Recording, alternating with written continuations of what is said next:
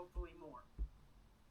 Now, if your motivation is lower, your energy is lower, other things are not as good, it will take long. Jay Hogue of EffortlessEnglishClub.com.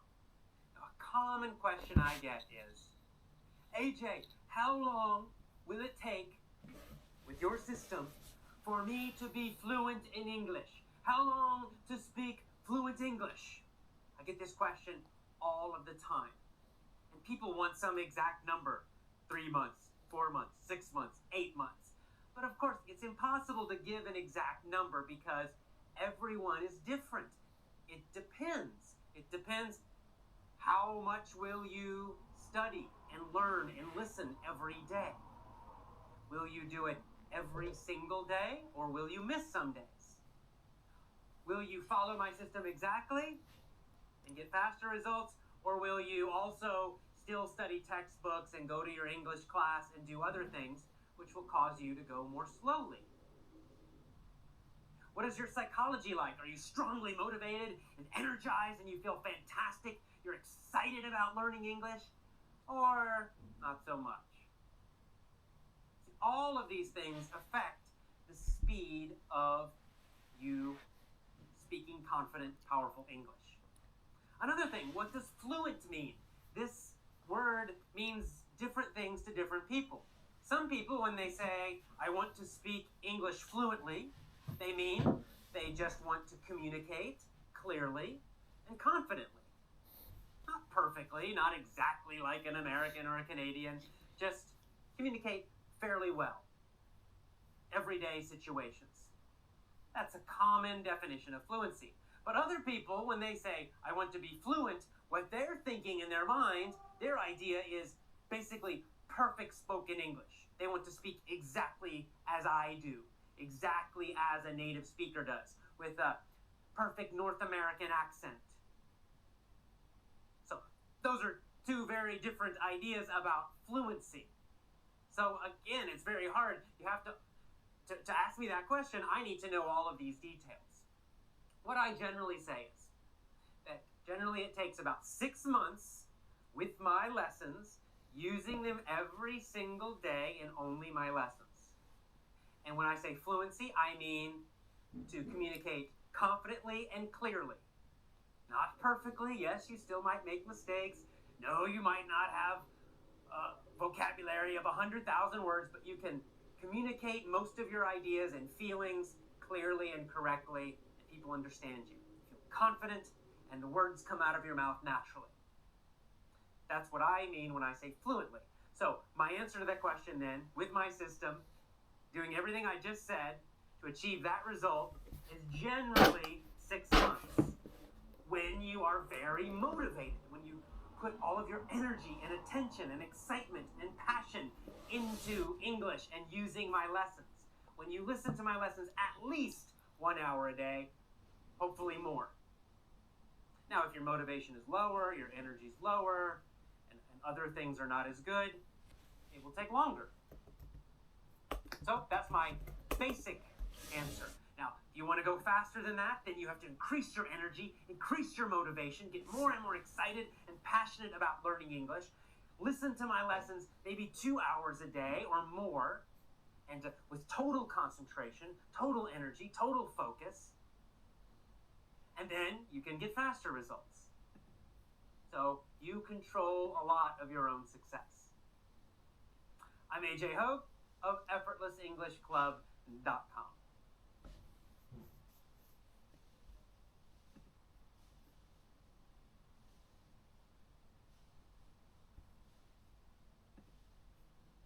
Hi, I'm AJ Hogue, the director of Effortless English. It's time for today's student question. Here's today's question. AJ, how much should I study English each day? This is a great question. This super common question. Students ask me all the time. AJ, how much should I study English? 30 minutes a day, 40 minutes a day, an hour. What's the best? Well, the best would be 24 hours a day. But of course, you probably have to sleep eventually, and you probably have a life. You probably have a job, or you're going to school. Hopefully you have friends. Maybe Maybe you have a boyfriend or a girlfriend or a wife or a husband. You may have children. So you have a busy life. So obviously, for most people, studying English 8 hours a day or 10 hours a day, it's not possible. It's too much. And that's okay because it's not necessary. So my best answer for you is at least 1 hour per day, total.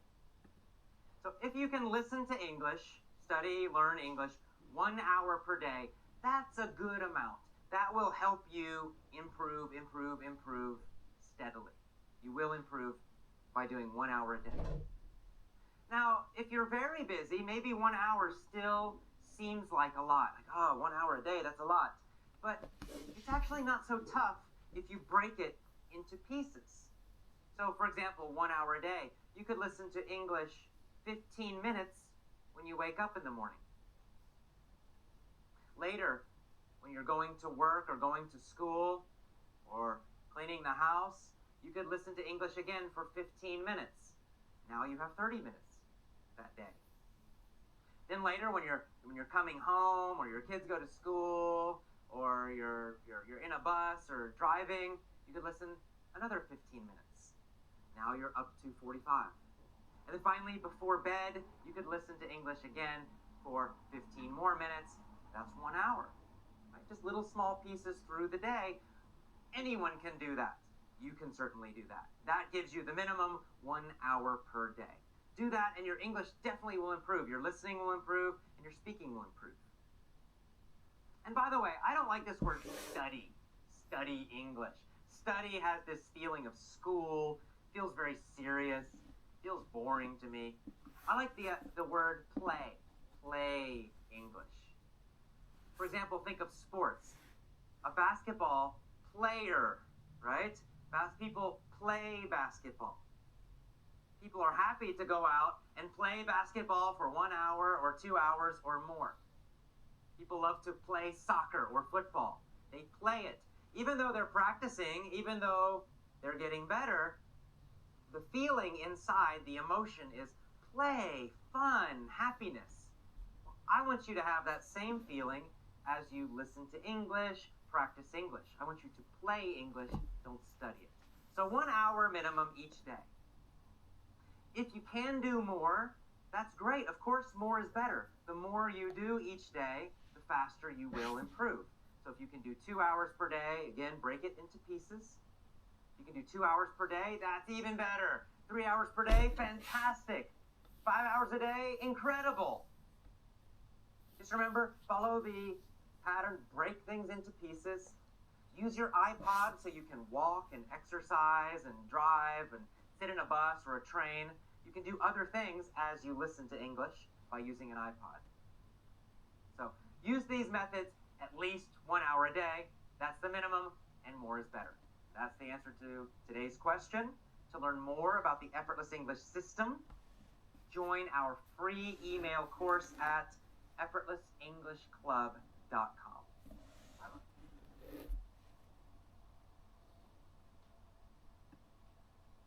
Hi, I'm AJ Hogue, the Director of Effortless English. It's time for another student question. So the question is this. AJ, why are English classes so boring? So, this is a common question I get from students, and they really want to know because they feel that their teachers are nice people. They say, I know my teacher is a nice person.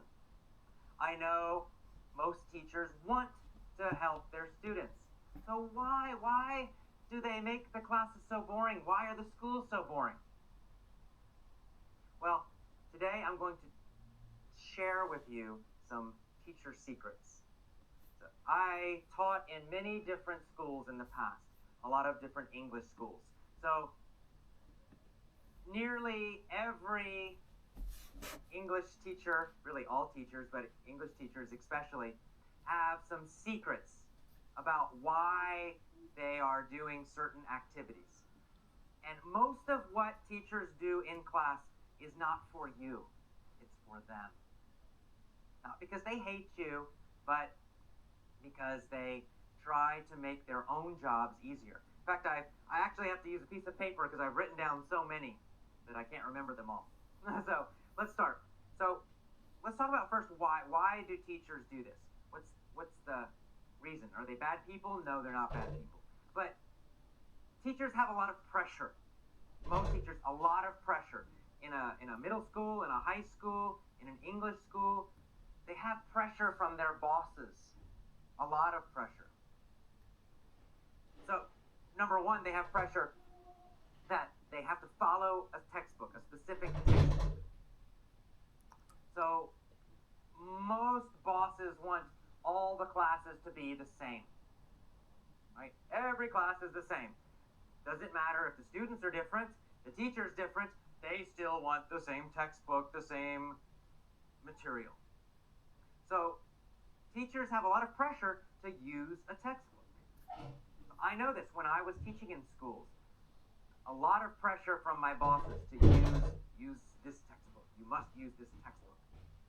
And when I didn't do it, because I hated the textbook, so many times I didn't do it, they would get angry at me. They would yell at me. Say, why are you not using the textbook? This is the textbook. You must use it. And I would get in arguments sometimes, and it was always tough. It was always quite stressful for me. There's a lot of pressure. Go this way now. Another thing is that there's a lot of pressure for grading and testing. Because, again, the bosses like to be able to measure everything with numbers. So, because of this, whether the boss is the government or someone else, it doesn't matter. There's a lot of pressure to give tests. Test. Measure. Well, it's hard to measure just speaking, right? If I talk to you in English and you talk to me, how do I give you a score? Do I give you an A, a B, a C, a D, or an F? It's really my opinion as a teacher, right? It's hard to do. But if I give you a written test with, A, B, C, D, choose one, only one right answer, that's easy to measure. And that's why you get so many of those tests in schools. It's not because it helps you, it doesn't help you. It's more stress for you, it's more boring for you. But it helps the school system. It's easier for the teacher. Here's another teacher secret. Teachers are tired. They're tired. Because most teachers do not know how to lead, I don't want to use the word control, but that's what most teachers say. Control a class. In fact, the number one thing most teachers want is control of their class. They care about that most of all. That's number one. Not your English ability, not your learning, it's your obedience, their ability to control you. Why do they care about this so much? Again, are they evil? Are they bad? No, they're not evil and bad. They're tired. And if you have a class with 10 or 20 or 30 people, and they're talking and they're running around and they're moving and making noise, it's very tough as a teacher. It's very, very stressful. Very hard to teach when that is happening.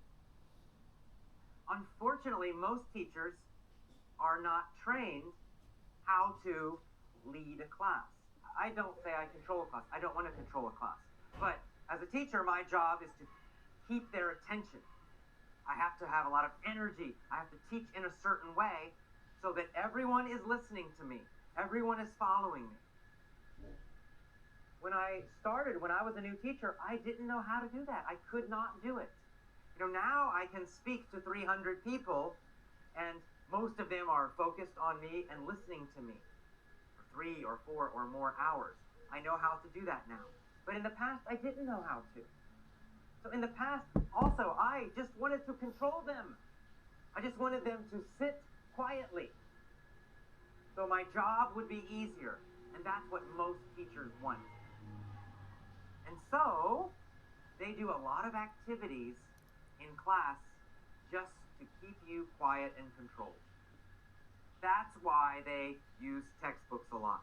That's why they write on the board and you take notes. That's why they want you to sit quietly, not me standing and moving around.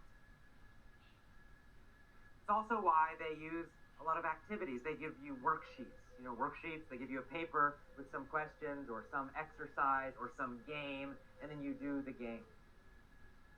Is that because it's the best method for your English? No.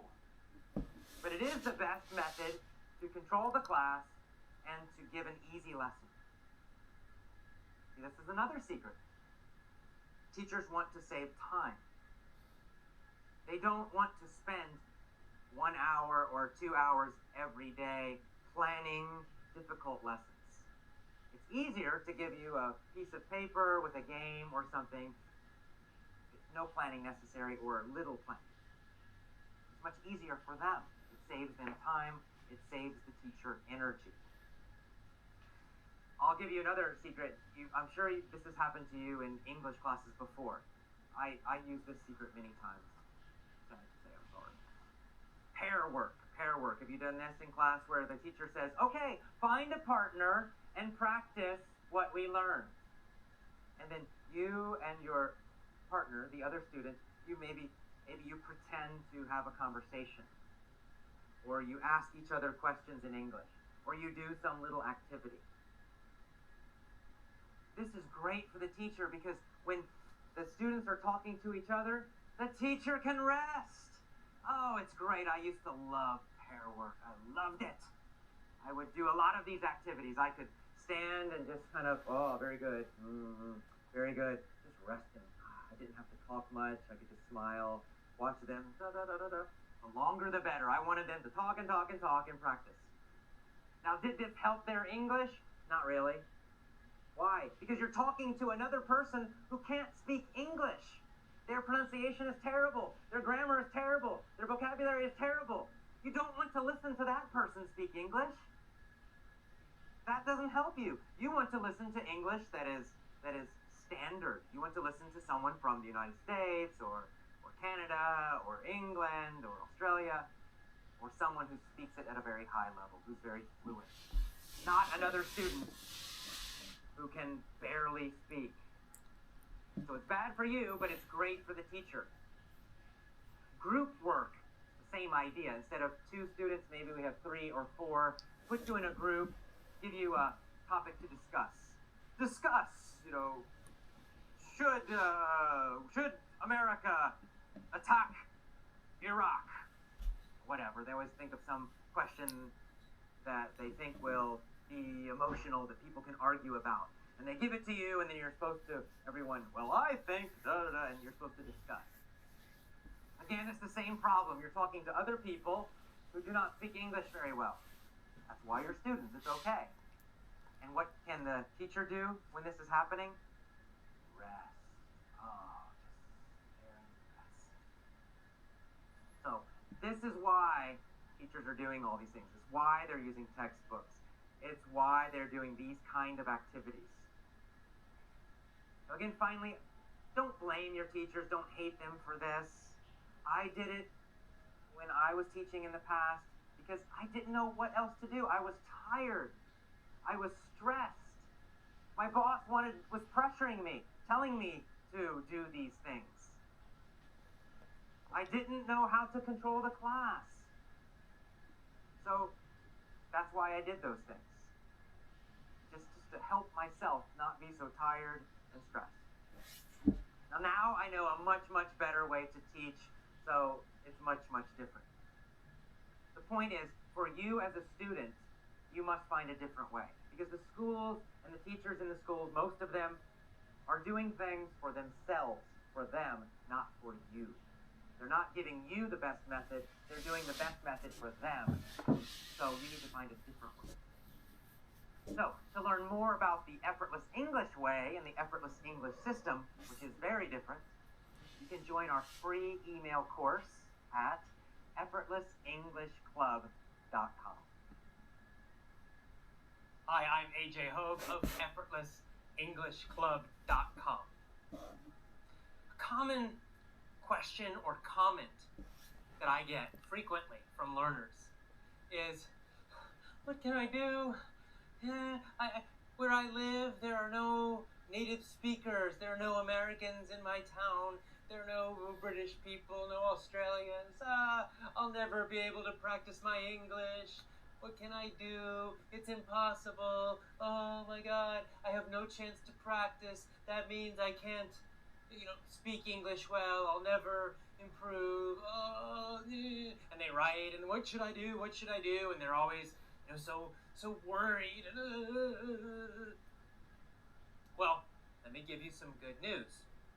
You don't need to practice with a native speaker, with someone living in your town, and you don't need to go to the United States or to England to speak English powerfully. It's not necessary. Let me tell you a story about a Japanese girl I met. Her name was Shiori, and I met her when I was teaching English in Japan several years ago. And I just met her one time at a coffee shop, and we started chatting, and she spoke English very well. So whenever I meet someone who speaks English very well, I'm very curious. So I always ask them, how did you learn? How did you study? What methods did you use? And what did she do? She did not practice with lots of American people. In fact, what she did was constantly listen to English. She listened to English all the time. Real English. She got it from the internet. She got it from different audios. And she constantly listened. She listened to movies. She listened to TV shows. Every day she was constantly listening to English. So then when she finally met me and started chatting with me, her first time really talking with a native speaker, she spoke very well and she's understood very well. See, speaking comes from listening. Yes, it's great, of course, if you can chat with people, if you can get a conversation partner in your hometown or an American friend. Yeah, that's great. Of course it can help. But it's not necessary. So if you can't do that in your own town, instead of worrying and getting so nervous, oh my God, what should I do? Focus on what you can do. Because you can still learn to speak English powerfully, correctly, clearly, and understand it very well simply by listening to lots and lots and lots of real English every day. And with the internet, you have so much available. I mean, you have these videos from me. Use them for listening practice. You can listen to a different video every day. In my email course, I give you audios, MP3s. I give you some sample lessons in my free email course. On my podcast, there are so many audios, MP3 files. Put them on your phone, on your iPod, and listen to them. And then, of course, you can watch news programs, TV shows, all kinds of things from America, from Canada, from the UK, from Australia. It's all out there on the internet, so focus on that. Focus your energies on what you can do, on what will really, really, really help your English speaking. And that is massive, a huge amount of listening every day, as much as possible. Do that. I guarantee your speaking will improve. It will improve quickly, and you will speak English powerfully. So stop focusing on what you can't do and focus on what you can do, on what's possible, on this amazing resource that you have now. All of these incredible audios from Americans, Canadians, etc., available to you right now. That's what you should be focusing on. That's what you should be using every day. Do that. You will speak English powerfully. I guarantee it. I'm AJ Hogue of EffortlessEnglishClub.com.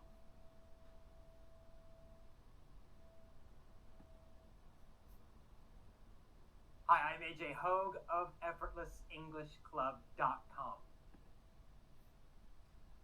Hi, this is AJ Hogue, the director of Effortless English, and I'm going to do a little lesson, probably several lessons, to help you understand one of Tony Robbins' recent videos. So, Tony Robbins did a video, and he actually did a little discussion with two other people, Frank Kern and John Reese. Frank Kern and John Reese are internet business people. They're entrepreneurs. Entrepreneur is someone who owns their own business. They start their own business.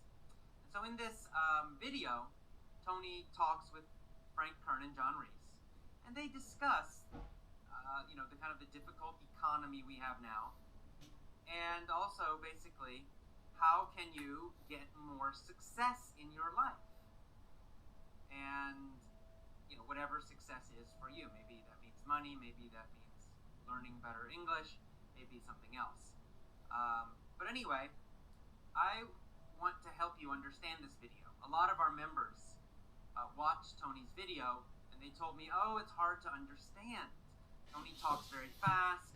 The other two guys, Frank Kern, John Reese, they talk fast. They use idioms and slang sometimes, so please help me understand it. So what I'm going to do is something I call the movie technique. I learned it at university in Shenandoah University, where I got my master's degree, blah, blah, blah. But anyway, what I'm going to do, I will just play a short part of Tony's video.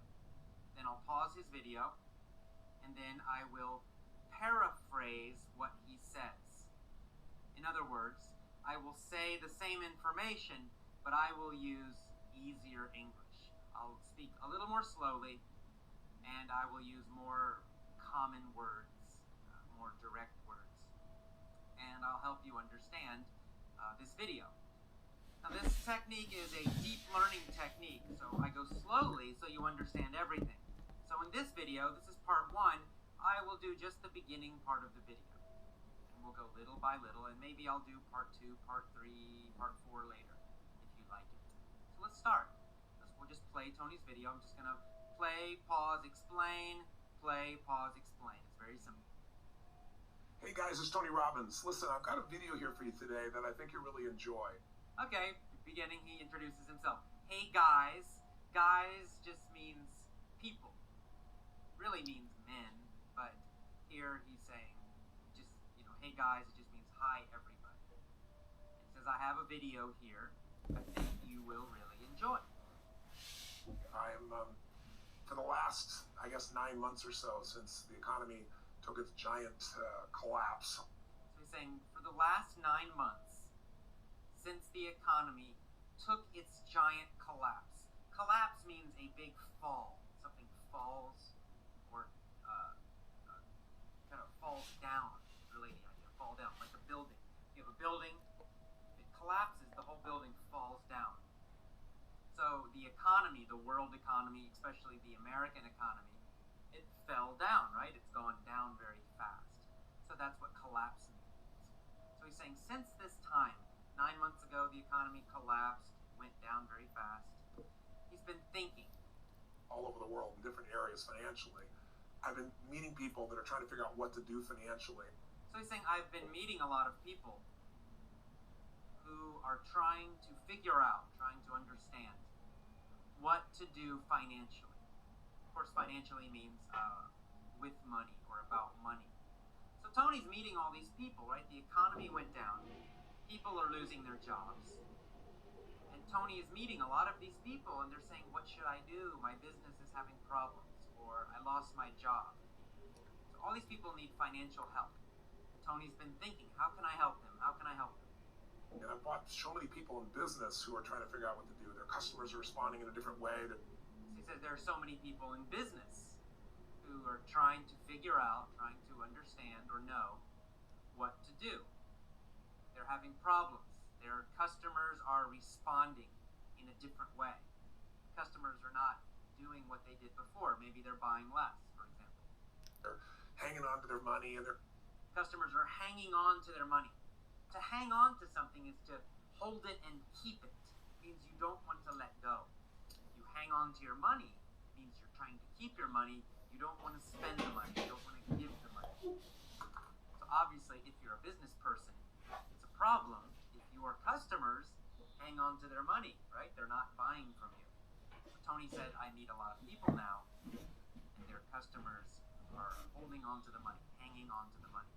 They're not buying from you. Concerned, and they're concerned. These business people are concerned. These people are concerned. They're worried. To be concerned means to be worried. But the traditional approaches to business are not making a difference. So he said, I realized, I realized, the traditional approaches to business means the traditional methods, the normal methods for business, they're not making a difference. To make a difference means to contribute or to succeed or to improve, make an improvement. So that's what this phrase means. When you say, I want to make a difference, it means I want to improve something or help somehow to make a difference. So he's saying the old traditional methods are not making a difference. They're not improving, they're not helping people. They're not helping business people. People need a new way of doing business. Sounds kind of like learning English to me, but anyway, let's go. What I'm best at is modeling. And Tony says, what I am best at is modeling. What does he mean? No, he's saying he's using model as a verb, to model. To model means to find a successful person and basically to copy what they are doing, copy how they think, do what they do, think how they think, feel how they feel. Right? If you want to be great at, with stocks, investing, maybe you get Warren Buffett, right? Super rich guy. And you model him. You see, what does Warren Buffett do? You do the same thing. That's what he means. So Tony says, I'm great at modeling. I find the best person, and then I see, how do they think? What do they do? And I do the same thing. I've always, when I wanted to figure something out, I go to people that are the best in that area. And saying, when I want to figure something out, when I want to understand something, when I want to learn or know something, I find the best person in that area, and then I model them. I ask them questions. I learn what they know. I copy what they do. So what he's doing now, he found two very successful people in new business, internet business, Frank Kern and John Reese. These guys are very, very successful. Frank Kern, with his internet business, he made, I can't remember the number, it was, I think, $18 or $23 million in one day. One day. His business made, I can't, it may be 18, I'll say 18. It's 18 or more $1 million in one day. John Reese, he was the first person to make $1 million in a day.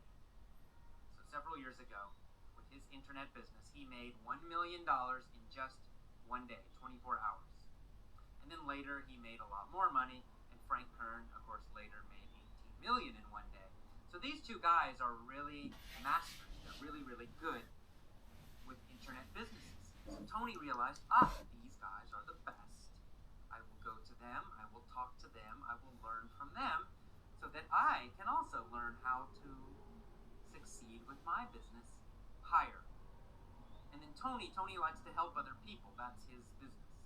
So Tony realized, okay, I'm going to learn from these guys. I will learn from Frank Kern. I will learn from John Reese. And then I will find a way to help a lot of other people. Teach a lot of people what they know. So that a lot of people can start their own little business. Maybe a little internet business, maybe a small business in their town. And they can use the same ideas, the same strategies to also succeed. So Tony wants to help a lot of people succeed. Figure out what they're doing and teach myself how to do that, and then teach others to do the same. So he's saying, first I find the best people, then I teach myself how to do what they're doing. So he found the best people, John Reese and Frank Kern. Then he learned from them so that he, Tony, could also succeed with an internet business. And then finally, the third step, now he wants to share this information with all of us so that we can also succeed and we can do well and we can survive and be happy in this difficult economy. So I've proven it's worked with myself. I said, I want to find the best of the best. I want to find the best of the best, the very, very top people. And I've been really fortunate over the last, as I say, probably 7, 8, 9 months. And he says, I have been really fortunate over the last 7, 8, or 9 months. To be fortunate means to be lucky. He says, I've been very lucky over the last 7, 8, 9 months. It means during that time, from 9 months ago up until now. During that whole time, he has been very fortunate. very lucky. To have spent some time interviewing and getting to know and becoming good friends with many of the top people in the internet marketing. I mean, okay, so he's saying, why has he been lucky? Why has he been fortunate?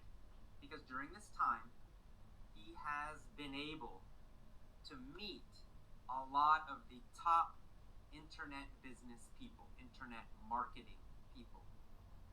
He has been able to talk to them, get to know them, become friends, learn from them.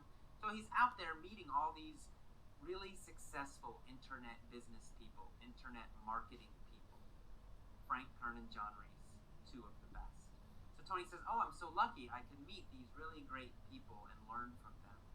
Because before, 1 year ago, Tony didn't know about internet business and internet marketing. He sold a lot of things on TV, but as you know, television advertising, very, very expensive. So for small business people like me, maybe like you, advertising on television is too much, it's too difficult. So Tony realized, I need to help regular people, small business people.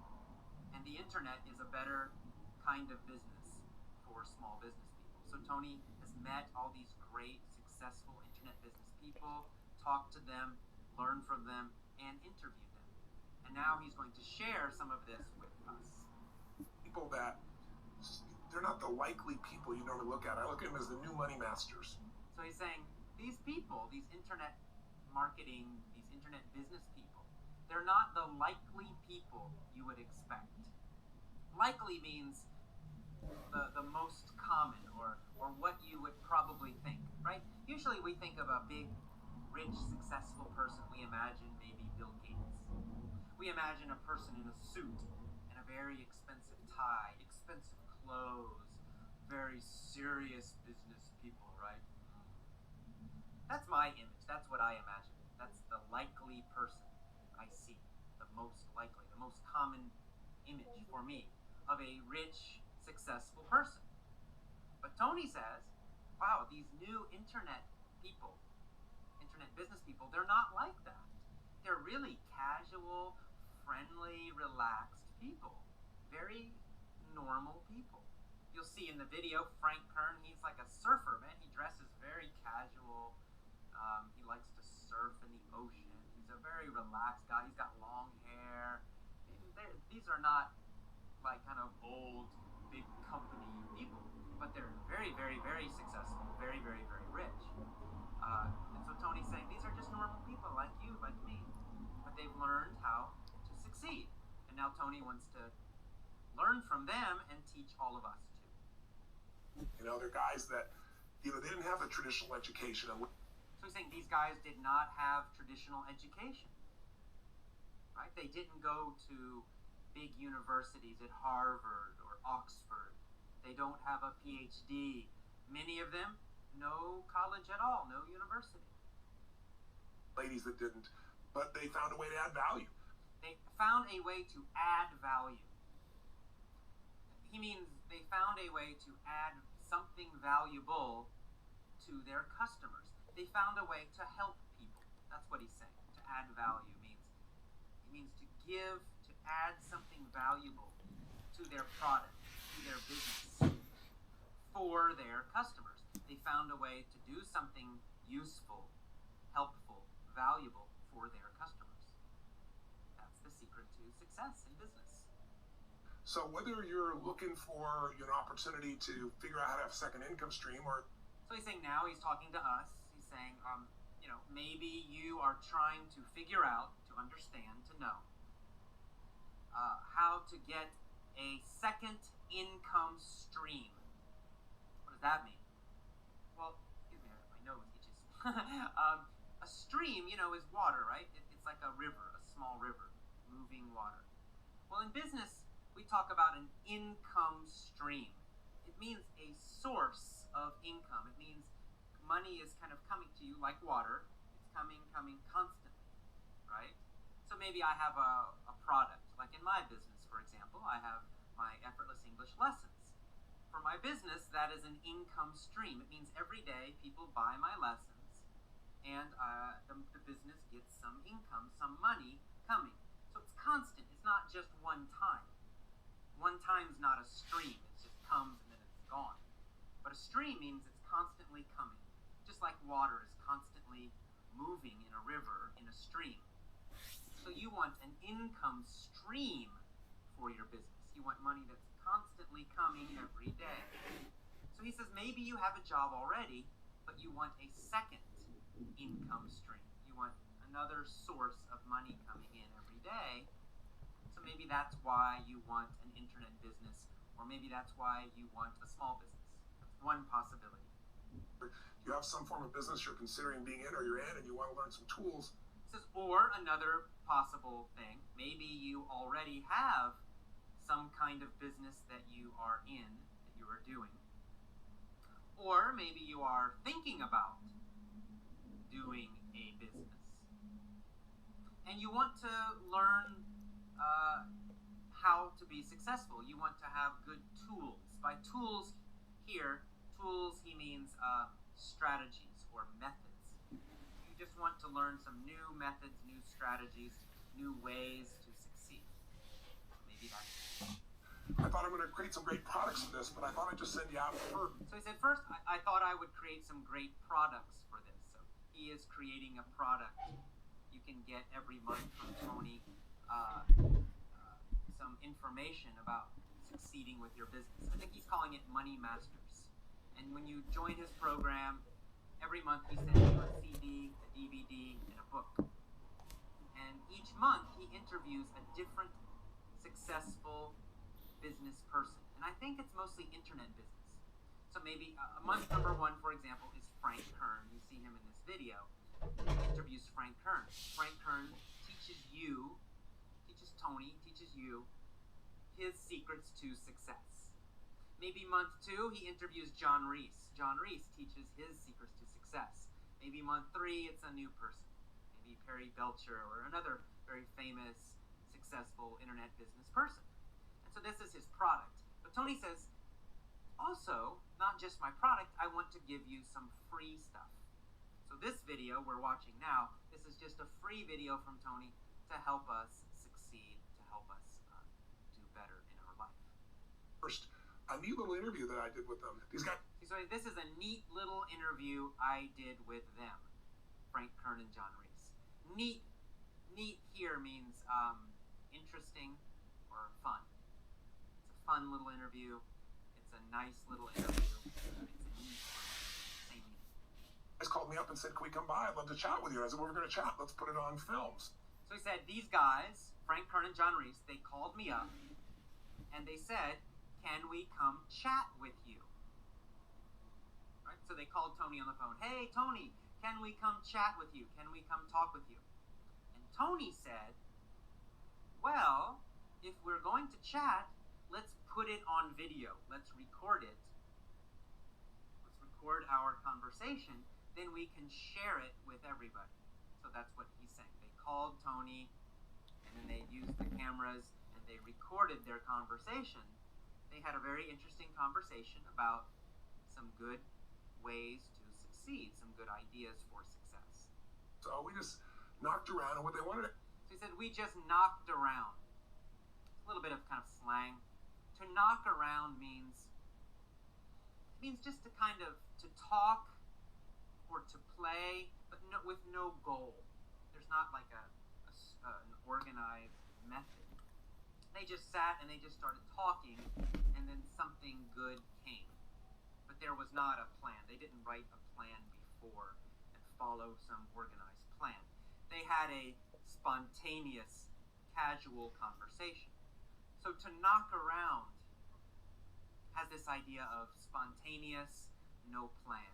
To do something with no plan. To knock around. Ask me was, look, we spent enough time with you. We know you know how to get people to take action. So he's saying, what did they ask me? Frank Kern and John Reese. They asked Tony something important. They said, Tony, we know that you can help people take action. I said, well, come on over and let me kind of get inside your heads a little bit. So he's saying, I told them, come over to my house. I think it's actually a hotel.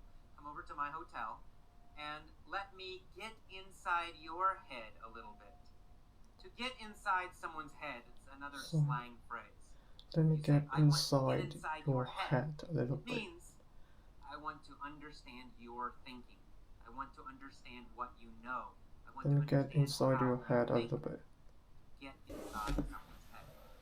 So this is just the introduction. Tony's saying they have a conversation. Frank Kern and John Reese, they want help from Tony. Why? Well, Frank Kern and John Reese, they have products. They teach people how to succeed with business. But what's the problem? Their problem, people will buy their product and then they do nothing. So Frank Kern, for example, he gives people great information to succeed with business, with internet business. But then people don't do it. They read the information, but they do nothing. They don't take action. To take action means to do something. And John Reese has the same problem. So they said, Tony, you need to help us. Because we have a lot of customers. We give them good information, but they don't do anything. So Tony, how can we get people to do something, to take action? It's kind of like learning English, right? I feel this way with some people. I give them these great lessons. I give them great information. My free 7 rules course, my free podcast. I give all of this stuff. But some people do nothing. They don't listen to the lessons. They don't listen to the podcast. They don't follow the 7 rules. And then they don't improve. Their speaking stays bad and they're still unhappy. So it's a little frustrating for me. I'm like, I told you what to do. I gave you these great lessons. Just do it. This is a common problem in life in many areas, right? There's 2 things we need. We need knowledge. We need to know what to do. We need the good lessons. We need the great teacher. We need the good information. But then there's a second problem. Tony says, you need to do what you know. In other words, you have to also have motivation and action and strong emotion and a strong energy. So you have the good information and then you actually do it. Those are the 2 things we need, right? We need both. So Tony's going to talk to John Reese and Frank Kern about this topic. That's the discussion topic he's introducing now. Let me see why you follow through. Why do so many people say they're going to do something and then never follow through it? So Tony says, I want to talk to Frank and John and say, why do Frank and John follow through? And why do so many other people not follow through? What does that phrase mean, to follow through? It's a very common English phrase. To follow through means to do what you know. What I was just talking about. It means you have the knowledge, you have the lessons, you have the information. Well, step 2 is to follow through. It means you use it, you actually do it. So that's the idea of to follow through. It means you take your information, you take the knowledge, and you use it, you actually do it. Right? So a lot of people don't follow through. They get the information, yes, but they don't actually do it. They don't follow through. And a few people do something inside their head and heart that gets them to follow through.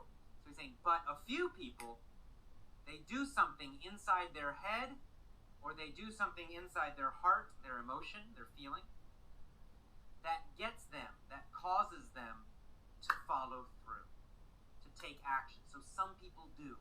A lot of people have the information, right? Example, a lot of people have my English lessons. Thousands and thousands, tens of thousands have my English lessons. Some of them do nothing. They don't use them. But I'm happy to say actually a lot actually follow through. They get the lessons, they listen to them every day, they use them, they do it, they succeed, they improve. They follow through. So Tony's question, what Tony wants to know, what's the difference? People who follow through, people who don't follow through, right? Everybody has the same information. Everybody has the same ability. Some people will do it, some people do nothing. Why? What causes some people to do the action, to do it? What causes some people not to? It's an important question. So I just thought you might enjoy this conversation we've had. It's with Frank Kern. So saying, I thought you might enjoy this conversation we had. The conversation is with Frank Kern and John Reese. So it's Tony, Frank Kern, and John Reese. And John Reese, two of the best in this industry. Two of the best in this industry. The industry means it's the internet business industry. I think you'll find it interesting. I think you will find it interesting. I think you will think that it's interesting. Maybe you'll be triggered a little bit to think about what will get you to follow through too. Maybe you will be triggered to think about what will get you to follow through also too. What do they mean, trigger? Now, trigger is like in a gun, right? We have a gun, and there's this part on the gun, we pull it, right? With our finger, boom. That part is called the trigger. What does a trigger do in a gun? It starts the action, right? Right? If we want to shoot the gun, what's the first thing we must do? If we want the gun to shoot, we pull the trigger. The trigger starts the action, and then boom, the gun will shoot. Pow, the gun will work. So a trigger is something that starts an action. And we can use it as a verb. To trigger something means to start an action. So what's the action we want? The action we want is to follow through. Right? If you're learning English, you have the lessons, for example. You have all the information from me. You have my lessons. What action do you want? Well, you want to listen to them every day. Well, you need a trigger. What's going to start it? What's the very first thing to make you begin? Maybe it's your dream of speaking English quickly and easily and automatically. Maybe you have a test coming and that creates some stress or fear and you say, I need to do something, I need to study. And that makes you begin. For everybody, it may be a little different. But something in your head, a thought, a goal, an idea, a belief, or some feeling in you, some fear or some excitement, something will cause you to finally do the first step. That's the trigger. The trigger is the first step. So this is my little gift to you. I hope you enjoy. So he's saying, this is my gift to you. This video is my free gift to you. I hope you enjoy it. I hope it will help you. We got the dial. And then we begin. The next section is Frank Kern and John Reese in their car calling Tony. They called Tony and they say, Tony, can we come talk to you? But I'm going to stop right here. I think that's enough right now. That's actually quite a bit of English right there. Plus, Tony talks quite quickly. He's a very fast speaker. So here's what I want you to do. This is the movie technique. Watch my video here. Watch this video, I don't know, maybe 2-3 times each day. And do this for 2, 3, 4 days. This is the deep learning system of effortless English. We repeat everything several times. One time's not enough. You need it to go deep, deep, deep in your mind, right? You want this English to become automatic. So you need to learn deeply. So just do that. Maybe for 3 days. Watch my video explaining everything slowly.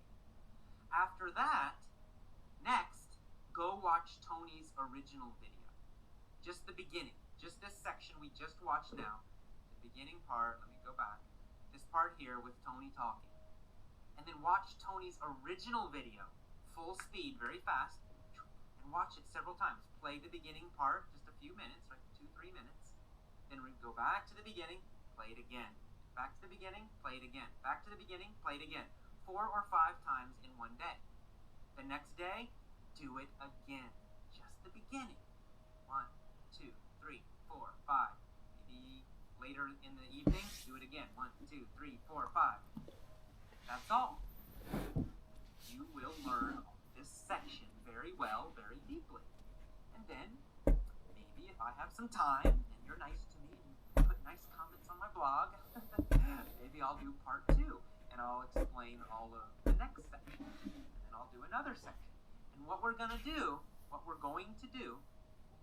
going to learn each little part very deeply, totally, 100%. We're not trying to go fast and do all of the video very quickly. We want to go deeply and really understand all of it. First, slowly with me, and second, full speed with Tony. So that's our goal. So I hope you enjoyed this beginning part. Follow this system. Leave a comment on my blog. Tell me if it's helpful, if you want me to do more. And a lot of people want me to do more, then I will. And hey, watch Tony's original stuff. I love Tony Robbins. He's the best. He's great. So see you again. I hope you enjoyed it. Bye-bye. Stop. Hi, it's AJ, and welcome to part 2 of the Tony and Frank video. Actually, it's 3 people. Tony Robbins, Frank Kern, and John Reese. So in part 2, we watched part 1. Part 1 was the introduction by Tony Robbins.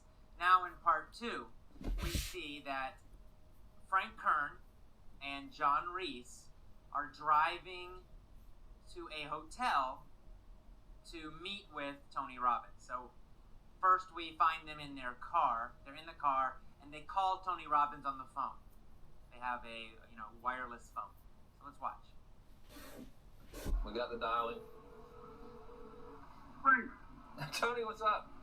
Okay, so you can see this is such a common way to say hello, especially in America. What's up? Hey, Tony, what's up? Hey, Tony, what's up? Right? It's not just hello. How are you? Now it's most common we say, what's up? I say this with my friends. I call them on the phone. I say, hey, what's up? Hey means hi, and what's up means how are you or what are you doing? So I will say, hey, what's up? Or what are you doing? Another greeting is, what you doing? What you doing means, what are you doing? What are you doing? But if we make it very fast and short, we say, what you doing? What you doing? What's up? They're all just greetings. So Frank says, hey, Tony, what's up? Good thing, man. How about you? I'm good. Listen, we've got a serious issue that I think is affecting our market. And Okay, so they say, how are you? And Frank Kern says, I'm good. Then he says, we have a serious issue that is facing our market. Now, issue means problem. So we have a serious problem that's facing our market. It means that's hitting our market, or that is in our market. And these guys, they're internet marketers. They are internet business people. So they're saying our customers, what they mean is our customers have a serious problem, and we need your help, Tony. and we need your help. We actually don't know if we can solve this problem, but we think that you can. So we don't know if we can solve this problem, but we think you can. He's talking to Tony Robbins, so he's saying, Frank Kern is saying, I don't think I can solve this problem, and John Reese, who's also a very big, famous internet businessman, he's saying he can't solve the problem, but they think Tony Robbins can. So they want to come and talk to Tony. So we want to barge in today. We're kind of riding around anyway. So he's saying we want to barge in. We're kind of riding around anyway. To barge in, this is a common phrase. To barge in means to visit someone, but it has this idea that you are interrupting them, right? Tony's working. He's at a hotel. They're making videos for his business. And Frank and John, they're going to interrupt him. They're going to barge in. To barge in means to come in suddenly, right? To suddenly come in somewhere. And it has this idea that you are interrupting a little bit, that you didn't plan to come. The person is not expecting you. You just suddenly come to their house and you come in. That's what to barge in means. So they're saying, we want to come barge into your hotel. We want to suddenly just come to your hotel and interrupt you and talk to you. I know you're shooting and stuff, but We know you're shooting and stuff. Shooting means, to shoot means to film video, right? They're making videos. So we say to shoot videos. Or sometimes we say to shoot photos. It just means take a video, take a photo. And he says and stuff, it just means and other things. You're shooting a video and stuff. You're making a video and you're doing other things. So he's saying, we know you're busy now, but we want to barge in. We want to interrupt you. if you got a couple minutes so we can pop by, that sure would be helpful. Okay, so he said, if you have a couple minutes, and we can pop by, that would be helpful. Frank Kern's great because he has a very casual way of speaking. So you hear a lot of idioms when you hear Frank. He says, oh, we can pop by. To pop by, also it has an idea of to quickly visit someone. Again, it's the idea, it's spontaneous. There's no plan, right? There was no schedule. They didn't have a plan to visit Tony this day. They want to pop by. That means they want to visit him quickly. Just suddenly